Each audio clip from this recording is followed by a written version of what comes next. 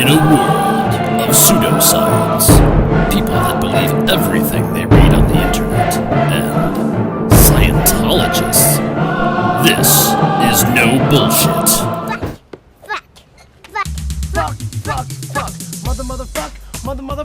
Motherfuck, noise. You're fucking useless, you know. Who said that? Who the fuck said that?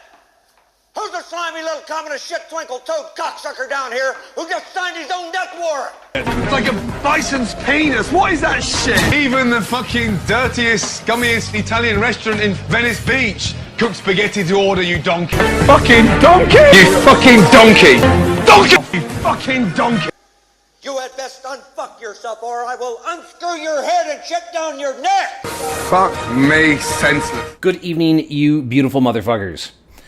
Tonight on No Bullshit, we are talking about profanity, cursing, swearing, naughty words you're not supposed to say in polite company.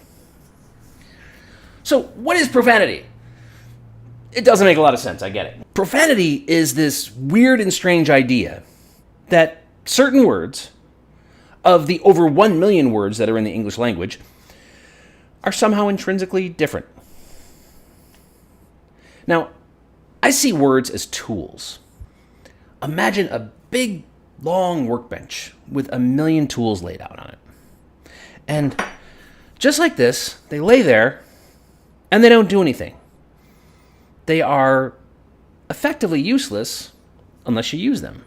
They're neutral. They're neither good nor bad, neither constructive nor destructive. So, I pick up a spanner, and what can I do with it? I can tighten a nut. That sounded painful. I could maybe pry something with it. I could tap something into position. All constructive uses for a tool. Or, I could go up to you, and because I don't like the way your face is looking at me, I could smack you upside the head with it. Now, one was positive, one was negative, one was constructive, one was destructive. But in any of that, did you ever consider that it was the tool that was positive or negative or destructive or constructive? No, it was me. It was my intention. It was the way I used the tool. So we can see it was never the tool being positive or negative. It was all how I used it. And the same goes for words. Words can be uplifting or they can be depressing. Positive, negative, constructive, destructive. Good morning, my love. You look gorgeous today. It's a positive thing. One would assume the receiver of those words would be happy about it. Good morning, you scary-ass hag. It looks like someone drove a bulldozer over your face and then turned around. Not so nice. And in neither of those sentences did I use a bad word. It was the way the words were constructed and put together. It was the context that they were used in. It was how the tools were applied to the situation. Had nothing to do with the words themselves. I could have used different words, and the meaning still would have been the same. There were 1,000 different ways to say either of those phrases and have effectively the same meaning. That's one of the beauties of languages, is that the words are so interchangeable, and you can find many different ways to say the same thing. That's why we have things like poetry and prose. So what profanity says is that there are these tools, these couple little tools, a literal handful, that they are not neutral, that they are always bad.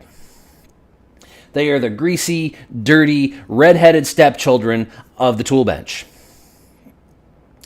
And I don't quite get that. I don't really see any intrinsic difference between duck, suck, or fuck.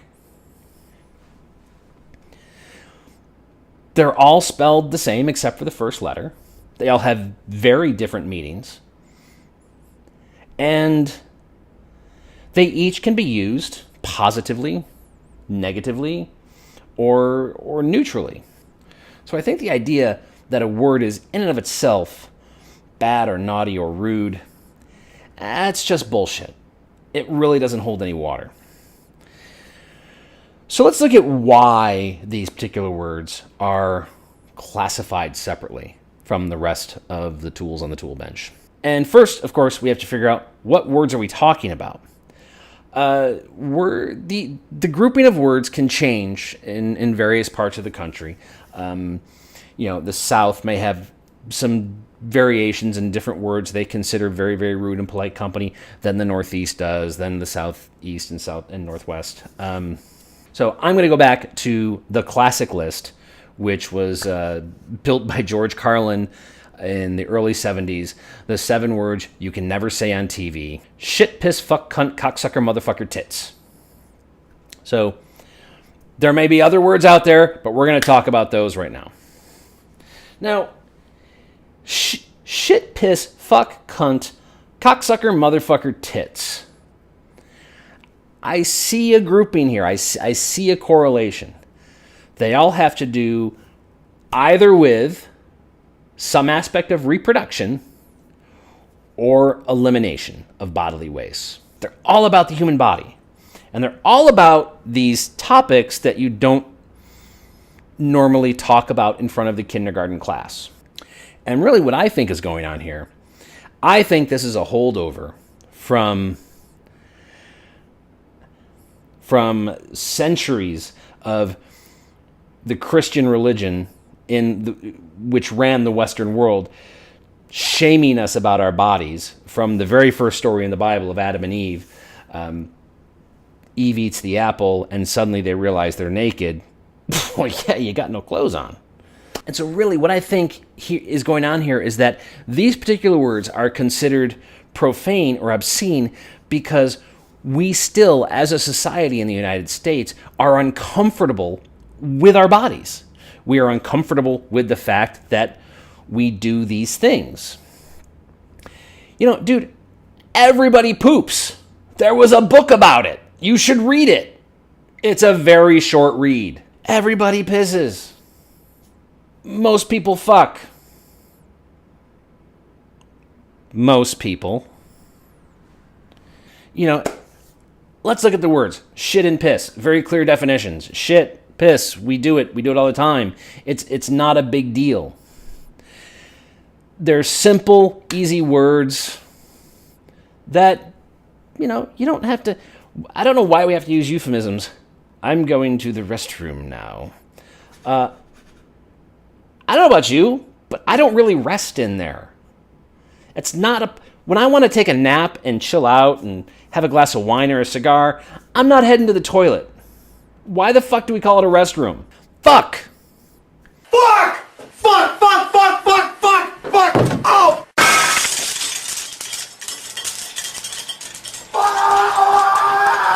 Why is fuck a bad word? I mean, if you're a bad fuck, that's a bad thing, but have you ever really had a bad fuck? Ladies, don't answer that.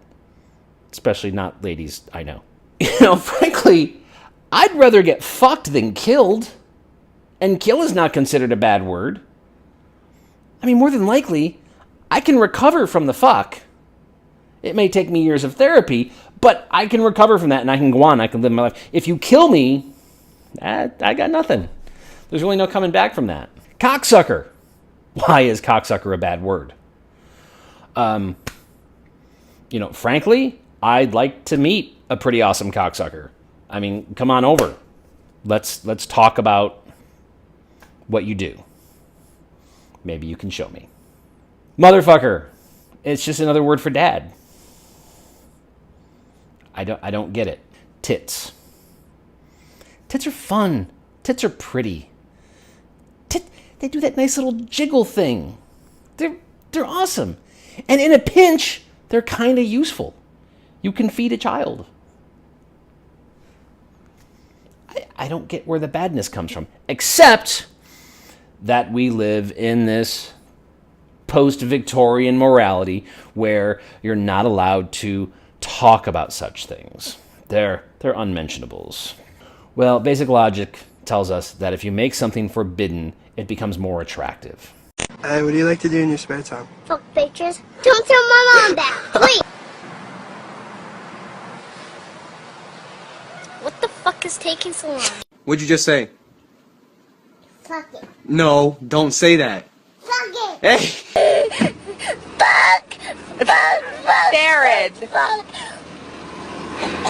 Hey, Livy, what did you say? Fuck you. What's your favorite kind of ice cream? Pussy. You know, if we were to not make these words such a big deal, kids wouldn't say them as much. I can remember when I was a kid. Once I found out these words were verboten, I said them all the time. Fuck you. Fuck you. Stop. That's not funny. Fuck you. Don't say it again. I said them to my friends. I said them outside. I said them to strangers, trying to get away with it, pushing the boundaries. That's what kids do. When you tell a kid that a word is bad and you're not supposed to say it, that kid is going to say it. I promise you. Well, the vast majority of kids are going to say it. No, I'm not saying, let your kid run around the house going, "Fuck you, Mom. I'm not fucking doing it, you fucking whore." No, of course not. Because, of course, you speak differently in different contexts. I speak differently at home than I do at work. I speak differently to my friends than I do my boss. I speak differently to the grocery store clerk than I do my doctor. Teaching context is fully appropriate, but why make such a big deal out of these words when we don't have to? It really doesn't compute. It doesn't make a lot of sense. Now, you know what really grinds my gears? This last thing.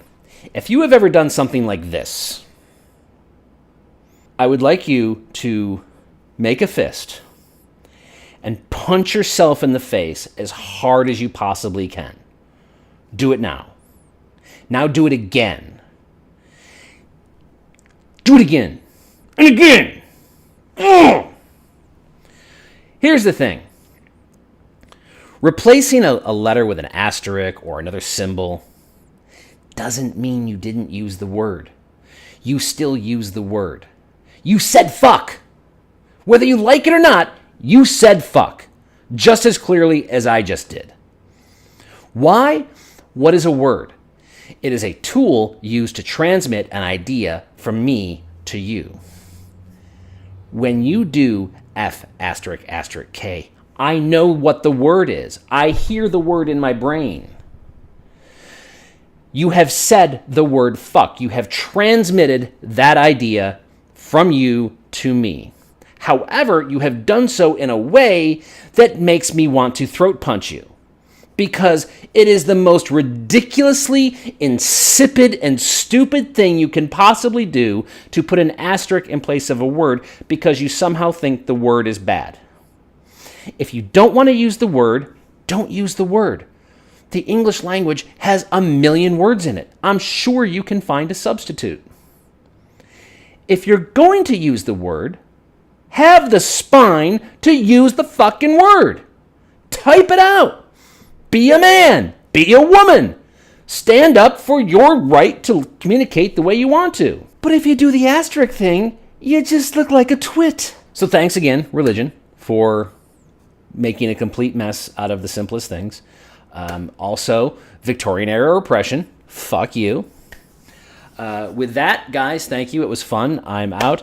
I'm actually going to leave you with a quick clip here from the master himself, George Carlin, from his 1972 bit, The 7 Words You Can Never Say on Television. Thank you so much, and I will see you next time. In looking for these words, I kept finding new categories. We have so many ways of describing these dirty words. We have more ways to describe dirty words than we actually have dirty words. That seems a little strange to me. It seems to indicate that somebody was awfully interested in these words. They kept referring to them. They called them bad words, dirty, filthy, foul, vile, vulgar, coarse, in poor taste, unseemly, street talk, gutter talk, locker room language, barracks talk, bawdy, naughty, saucy, raunchy, rude, crude, lewd, lascivious, indecent, profane, obscene, blue, off-color, risque, suggestive, cursing, cussing, swearing, and all I could think of was shit, piss, fuck, cunt, cocksucker, motherfucker, and tits.